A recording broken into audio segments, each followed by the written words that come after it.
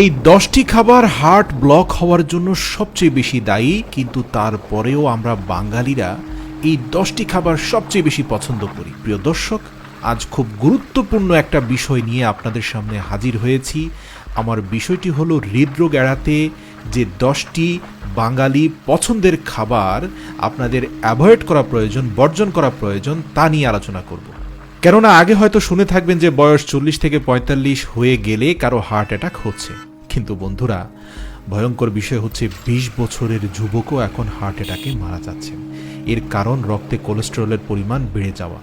যখনই রক্তে খারাপ কোলেস্টেরলের মাত্রা বাড়ে তখন স্ট্রোকের আশঙ্কাও বেড়ে যায়। আমাদের খাদ্যাভ্যাস পরিবর্তনের মাধ্যমে রক্তের কোলেস্টেরলের মাত্রা আমরা কমাতে পারি। 1 নম্বর যে খাবারটির কথা বলবো সেটা হচ্ছে মাছের মাথা, মাছের ডিম। মাছের মাথা, মাছের ডিম খুবই পুষ্টিকর, কিন্তু যাদের হৃদরোগে আক্রান্ত হওয়ার ঝুঁকি রয়েছে, বিশেষ করে ব্লাডে কোলেস্টেরলের পরিমাণ অনেক হাই হয়ে গিয়েছেন, তারা এটা পরিমিত খাবেন।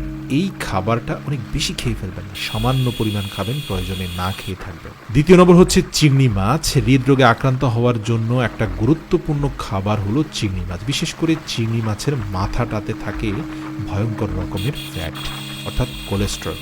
3.5 আউন্স ওজনের রান্না করা 1 পিস স্যামন মাছে যেখানে 62 মিলিগ্রাম কোলেস্টেরল থাকে, সেখানে একই পরিমাণ এর চিংড়ি মাছে রয়েছে 189 মিলিগ্রাম কোলেস্টেরল।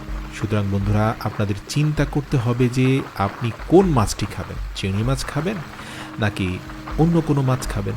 তবে চিংড়ি মাছের ক্ষেত্রে ডাক্তাররা বলে থাকেন চিংড়ি মাছের মাথাতে বেশি কোলেস্টেরল থাকে, তাই একান্ত চিংড়ি মাছ খেতে হলেও মাথাটা অ্যাভয়েড করবেন।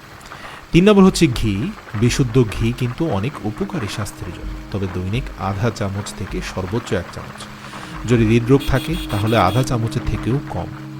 এমনকি হৃদরোগের মাত্রা বেশি হলে ঘিটা অ্যাভয়েড করাই উচিত। এর পাশাপাশি মাখন, ডালডা এবং পরিশোধিত তেল তো কোনোভাবেই খাওয়া উচিত না। 4 নম্বর হচ্ছে নারকেল। নারকেল দেহের জন্য খুবই উপকারী, বিশেষ করে যারা থাইরয়েড হরমোনের সমস্যায় ভুগছেন তাদের জন্য নারকেল খুবই ভালো। কিন্তু বন্ধুরা, যদি আপনি আপনার খাবারের পরিমাণের দিকে খেয়াল না রাখেন, অর্থাৎ গ্রামে গেলেন, নারকেল দিয়ে পিঠা খেলেন এবং ভরপুর নারকেল খেলেন, এটা কিন্তু আপনার জন্য ক্ষতির কারণ হবে। তাই কতটুকু নারকেল খাচ্ছেন সেদিকে খেয়াল রাখবেন। দৈনিক সর্বোচ্চ 50 গ্রামের বেশি নারকেল কোনোভাবেই খাওয়া যাবে না। 5 নম্বর হচ্ছে যে কোনো মাংসের কলিজা, মগজ এবং হাড়ের মজ্জা। এগুলো আমরা বাঙালিরা খুব মজা করে খাই, কিন্তু এতে প্রচুর পরিমাণ কোলেস্টেরল থাকে যা হৃদরোগীদের জন্য ভয়ঙ্কর রকমের ক্ষতিকর। তাই যে পর্যন্ত ব্লাডের ব্যাড কোলেস্টেরল নিয়ন্ত্রণে না আসছে সে পর্যন্ত অন্তত এগুলো খাওয়া বন্ধ রাখতে হবে। এরপরে রেড মিট বলতে আমরা লাল মাংস বা গরুর মাংসকে বুঝে থাকি। তো এই রেড মিট অ্যাভয়েড করতে হবে, কারণ রেড মিট ভেঙে কামিরচায়েল নামক একটি যৌগ দেহে তৈরি হয়, যা খেলে অক্সাইড নিঃসরণ করে, আর এর কারণে আর্টারিতে ব্লকের সৃষ্টি হয়। সুতরাং হার্ট ব্লক হওয়ার একটি কারণ আমরা পেয়ে গেলাম। তাই গরু মাংসটা অত্যন্ত নিয়ন্ত্রিত, হৃদরোগ বেশি থাকলে বন্ধ করে দিন। 7 নম্বর হচ্ছে অতিরিক্ত ভাজা পোড়া বা তৈলাক্ত কোনো খাবার। এই ভাজা পোড়া খাবারে স্যাচুরেটেড ফ্যাটের পরিমাণ অনেক বেড়ে যায়, তার উপরে আবার পরিশুদ্ধ তেল, সেটা তো আরও খারাপ। এতে ক্যালোরি থাকে না বললেই চলে, কিন্তু যুক্ত হয় ক্ষতিকারক কতগুলো কোলেস্টেরল। তাই রাস্তার পাশে হোক আর ঘরে বানানো হোক, ভাজা পোড়া, সমুচা, সিঙ্গাড়া, পেঁয়াজু, এগুলো যত অ্যাভয়েড করা যায়, বাদ দিয়ে রাখা যায়, ততই ভালো। 8 নম্বর হচ্ছে ডিমের কুসুম। তবে এই ক্ষেত্রে বলে রাখছি, প্রতিদিন একটা পরিপূর্ণ ডিম কিন্তু যে কোনো ধরনের মানুষের জন্য খুবই উপকারী, এমনকি কুসুম সহ।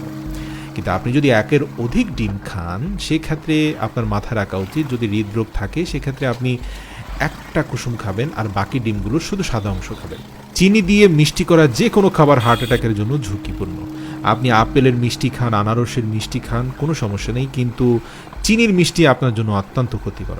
একইভাবে কোকাকোলা, পেপসি থেকে শুরু করে অন্যান্য যে সকল কোল্ড ড্রিঙ্কস রয়েছে সেগুলোতেও যেহেতু চিনি আছে, তাই একইভাবে সেগুলো ভয়ঙ্কর রকমের খারাপ, এমনকি আইসক্রিম। 10 নম্বর হচ্ছে ফাস্ট ফুড। প্রিয় দর্শক, এই পর্বে আপনাদেরকে একটি জরিপ জানাবো, যে জরিপটি আমেরিকান হার্ট অ্যাসোসিয়েশন জার্নাল রিপোর্টে প্রকাশ হয়েছিল। যারা প্রতি সপ্তাহে একবার নিয়মিতভাবে ফাস্ট ফুড খায় তাদের হৃদরোগে আক্রান্ত হয়ে মারা যাওয়ার প্রবণতা অন্যদের থেকে 20% বেশি। যারা 1-এর অধিক অর্থাৎ 2-3 বার খায় তাদের আক্রান্তের হার কিন্তু আরও বেশি, প্রায় 50%। শুধু তাই নয়, সপ্তাহে যারা 4 বা তারও বেশি সময় ফাস্টফুড খেয়ে থাকে তাদের ক্ষেত্রে হৃদরোগে আক্রান্ত হয়ে মারা যাওয়ার আশঙ্কা 80%-এরও বেশি। সুতরাং যারা উন্নত দেশে ফাস্টফুড খাওয়া দেখে নির্দ্বিধায় ফাস্টফুড খাচ্ছেন বা শিশুদের খেতে